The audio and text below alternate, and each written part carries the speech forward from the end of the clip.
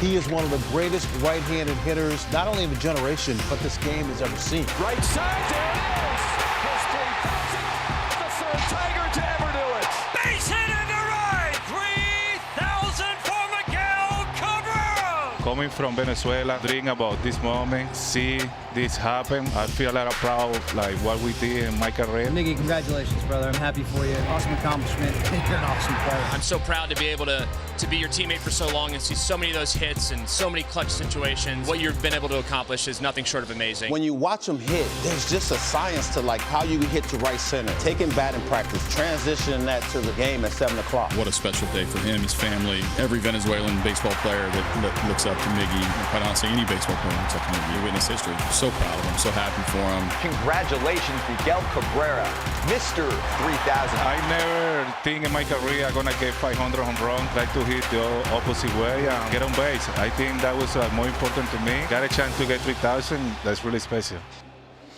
Man, what a special moment it was. Miguel Cabrera, guys, getting to 3,000 career hits and from two guys who were big-time professional hitters. I just want to know what your thoughts are on Miggy reaching 3,000. Case, you first. Yeah, Fran, you know what? I think for me, knowing how hard it is, I got 1,500 career hits, and I felt like it was 5,000, you know what I mean? So to get 3,000 career hits in the big leagues is such an accomplishment, and to hit 500 home runs, he's one of 7 players to ever do that. Yeah, I mean, for me, I've watched him as a young player come up.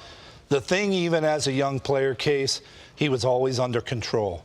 Reminded me very similar of Manny, you know, and with Miggy, really longevity, time, taking care of himself, you know, knowing who he is, knowing his swing, knowing when he needed to get a hit, he could get a hit the other way. I always say, when you're 0 for 8, 0 for 9, 1 for 12, nobody else can help you in the box. Nobody. Nobody. Not your hitting guy, not your dad, nobody. And when you're here at the end of the day, you got to find ways and eventually get the other way and get a base hit, which will then get you back going. Love it. Okay, so you were on MLB Central last year when Miguel Cabrera hit his 500th career home run, and you asked him about his approach at the plate. Let's go back. Your approach, your whole career, I remember talking to the All-Star game and you talked about, man, I'm looking to go right center, react in. You hit your 500th home run to right center. Can you just talk about that, your approach to play in the game and your approach as a hitter as you've played these last years? I always want to stay short to the ball, you know what I mean? I'm 6'4", like 260 pounds. I don't need to swing hard to hit home runs. So my approach is always like a small guy. Try to make contact, try to hit the ball to the other way, and when they make mistakes, pull the ball. I was fascinated by that answer. Absolutely fascinated, because my approach is as a small guy. I'm trying to hit the ball the other way, but I'm a big guy. I'm a small guy approach, but I'm a big guy. So I know when I run into one, I'm going to hit 500-plus home runs. So that his approach at the box was, okay, I'm going to look middle away, react in, and I'm going to react in right, or because his power so many times, Jimmy, was the right center, right? And in Comerica Park, that's tough to do. No doubt about it. And I think that statement tells you that he's getting ready to hit. Right. You know, and if you're ready to hit and you have the gift of strength, which he has, he knows he can go anywhere in the park. But for years, I'll be honest, even as a young player, he always had this gift of going to right center. Right. It was very unique, and to his credit, he's maintained that for a long time. Well, I like what you said too. Like when you're in the box, no one can help you. I always say, hey, listen, you might have a hitting coach you love, he's not in the box. You might have a mom and dad that love you, they're not in the box. You might have an uncle, his daughter, or whatever. Nobody's in the box with you. And I think that's one thing. You have to have an approach that you can lean on. And you said something earlier that I liked. Manny Ramirez, Miguel Cabrera, some of these guys that have that are closing in on 3,000 hits. They had that other way where they could just shoot one or take you deep. I think that was a big thing. But the process of an at-bat and the approach. Can you talk about that a little bit, Jimmy? Because you weren't necessarily a guy that looked left center to pull. You were on the plate, and your approach was differently, and it's different for every hitter. Yeah, everyone's different. For me, I did not want to think left field because if I thought left field, Case, I would come off my backside. I would become a push hitter. Right. I wanted the ball. Say what that is. What is that? Now, a push hitter means, you know, when you get into your load, I wanted to feel my backside fire through the baseball. If I was trying to hit every ball to left, I would have this, in my mind, I thought I would have this little push off the backside and not be hitting from a firm, really good, strong backside.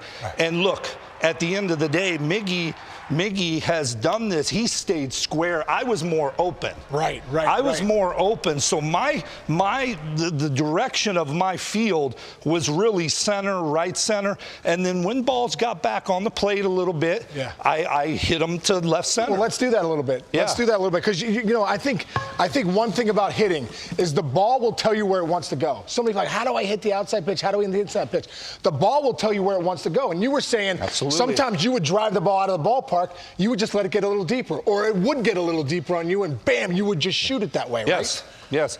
Heads up here, guys. And you can work on this too, right? With little flips on the side, but you know, the ball gets a little deeper, and bam, you can shoot it. You still got it, bro. These wiffle balls are screaming here in 42. But explain that a little bit, Jimmy. With you as a guy that could drive the ball to left center with big time power. Yeah.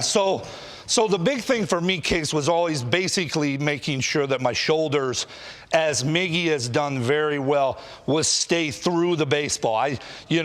Sometimes, and that happens where you leak open a little bit, and when you leak open, I was slightly open, so I had to really, really maintain with my front side driving. I can step here, but see my shoulders, how they're coming this way? Yes. And what's going to happen is I'm going to let the ball get back here a little bit and go this way. I can get, if I wanted to maneuver the baseball and hit it this way, I could, but my barrel got here when I hit the ball the other way. I love that. See, it's like the ball, I'm flipping this ball back on your, almost like right at you, at your belly button, but look how you can still shot the ball. If everyone at home could listen how loud that wiffle ball's coming off the bat, this is what 612 homers looks like. He's just flicking them out at 42. But that's what I love, Jimmy. I first off, you can still swing it, bro.